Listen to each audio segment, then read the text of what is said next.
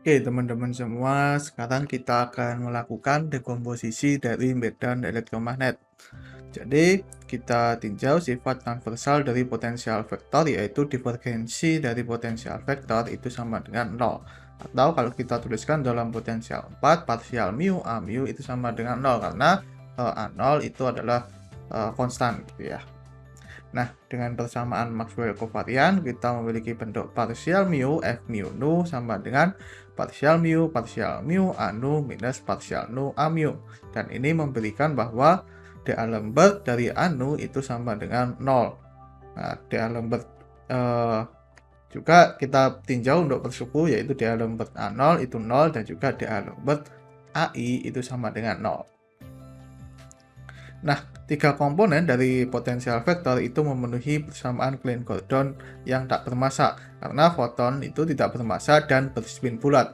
Nah, dengan demikian, vektor potensialnya itu kita bisa ekspansikan dalam gelombang bidang, yaitu A itu sebanding dengan epsilon sebagai fungsi K E pangkat minus plus IKX, di mana di sini energi dari fotonnya itu ya hanyalah momentum nolnya saja, yang tidak lain adalah momentum 3 besar dari momentum 3. Kita tahu bahwa dari relasi Einstein untuk untuk partikel tak bermassa, gitu ya. Nah, di mana vektor epsilon k itu adalah vektor polarisasi, karena untuk foton itu memiliki polarisasi, gitu ya, dari gelombang yang bergerak ke arah k. Nah, dengan menggunakan sifat transversal dari potensial vektor, yaitu divergensi A sama dengan 0, maka kalau kita divergensikan ini hanya, maka kita akan dapatkan K dot epsilon itu sama dengan 0. Nah, dengan demikian, vektor polarisasi itu menunjukkan bahwa potensial vektor itu harus transversal terhadap arah gelombangnya. Jadi kalau di sini arah gelombangnya itu menuju ke sini, mengarah momentumnya, maka ada dua kemungkinan nih. Ada dua kemungkinan vektor polarisasi, gitu ya, yang mana ya dia tegak lurus terhadap arah dari gelombangnya, dia bersifat transversal. Jadi terdapat dua arah berbeda yang saling bebas dari dua arah dari vektor polarisasi. Nah, di mana di sini dua arah dari vektor polarisasi kita ambil untuk bersifat ortonormal dan secara umum kompleks, gitu ya. Di mana kita bisa tuliskan K dot epsilon K lambda itu sama dengan 0, di mana ini adalah sifat dari polarisasi dari transversalnya, karena perkalian dotnya itu kalau 0 berarti tegak lurus ya. Nah, jadi kita bisa mengambil lambdanya itu 1 dan 2. Di sini ada dua kemungkinan vektor polarisasi yang tegak lurus terhadap K dan juga saling ortonormal. Ada dua kemungkinan. Nah, kita bisa gunakan sifat normalisasi epsilon bar, epsilon konjugat dot epsilon itu sama dengan delta lambda lambda aksen. Nah, dengan demikian vektor potensial itu dapat diekspansikan dalam gelombang bidang seperti ini, gitu ya. Ini sama seperti kita menyelesaikan persoalan persamaan Klein-Gordon, hanya saja di sini ada faktor polarisasi. Nah, kita bisa melakukan transformasi baliknya, gitu ya. Kita integralkan dari pangkat 3x per akar dari 2pi pangkat 3 E pangkat IKX dari vektor potensialnya.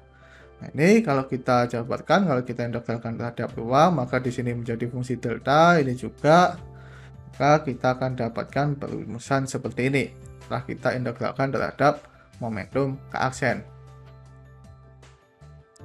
Nah, jika kita kemudian kita kalikan dengan IK0, mana IK0 ketika kita kalikan ini itu tidak lain sama dengan turunan dari waktu dari ini, gitu ya. Nah, maka kita bisa lakukan, kita tinggal kalikan dengan IK0, perumusannya sudah kita dapatkan sebelumnya.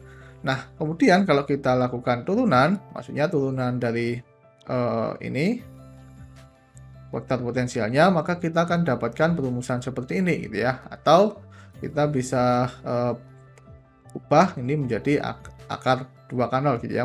Ada faktor super akar 2K0. Nah, kemudian kalau kita kurangkan di sini, maka kita akan dapatkan perumusan parsial 0 kiri kanan seperti ini, gitu ya. Nah, jadi kita bisa mendapatkan bentuk seperti ini, dan ini tidak lain adalah 2K0 per akar dari 2K0 jumlahan dari lambda sama dengan 1 sampai 2 epsilon A gitu ya. Nah, jadi setelah dari definisi itu kita bisa mencari A-nya itu dengan mengoperasikan ini dikalikan dot dengan epsilon konjugat gitu ya, karena dari sifat ortonormalitas.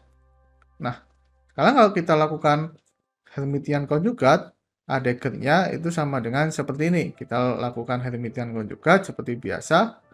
Nah, persamaan ini itu adalah dua persamaan Maxwell yang berkaitan dengan dua persamaan medan Maxwell yang analog terhadap medan Klein-Gordon. Jadi di sini itu analog terhadap operator penciptaan dan penghancuran pada medan Klein-Gordon. Nah, kondisi kuantisasi medan potensial itu yang sebelumnya kita miliki bentuk seperti ini. Dengan menggunakan bentuk operator A dan Heidegger dalam suku A dan A dot, maka kita bisa dapatkan komutasi antara operator A dan Heidegger seperti ini.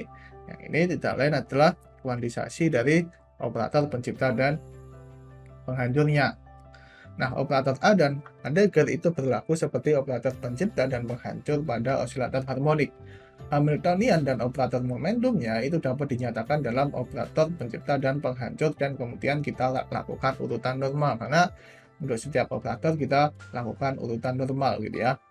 Nah, kita memiliki operator Hamilton dan operator momentum yang mana ini kita nggak perlu turunkan lagi karena ini analog terhadap medan Klein-Gordon. Nah, keadaan vakum itu bisa didefinisikan melalui operator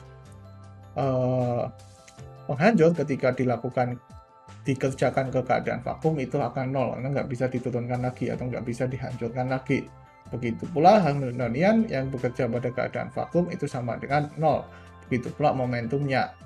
Nah, keadaan eksitasinya itu kita bisa dapatkan dengan mengoperasikan operator pencipta ke keadaan vakum dengan nilai lambda tertentu.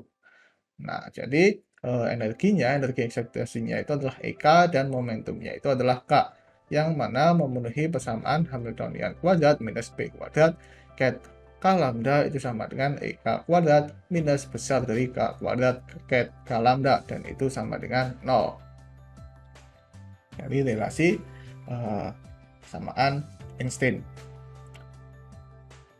Karena vektor potensial itu bersifat Hermitian, yang tidak lain vektor potensialnya itu menunjukkan dari medan EM-nya gitu ya. Nah, jadi karena bersifat Hermitian maka dia mirip terhadap persamaan Klein-Gordon yang netral.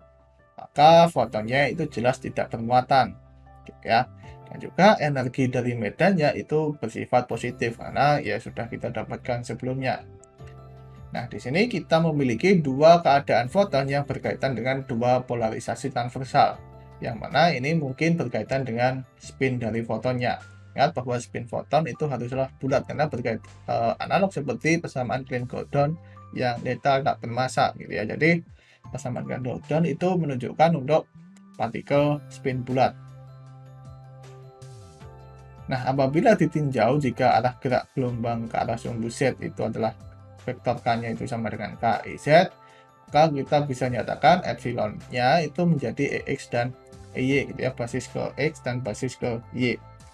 Nah, dengan demikian operator Heidegger K1 yang merupakan operator pencipta foton pada sumbu X, dan juga Heidegger K2 itu adalah operator pencipta foton pada sumbu Y. Nah, kalau kita definisikan operator Heidegger L seperti ini dan juga Heidegger R seperti ini, yang tidak lain operator ini itu adalah operator yang bersifat menciptakan foton dengan polarisasi lingkaran gitu ya, tapi lingkarannya putar kiri. Dan juga yang Heidegger R itu adalah operator pencipta foton dengan polarisasi lingkaran tapi lingkar kanan. Nah, kita bisa tuliskan epsilon L dan epsilon R seperti ini.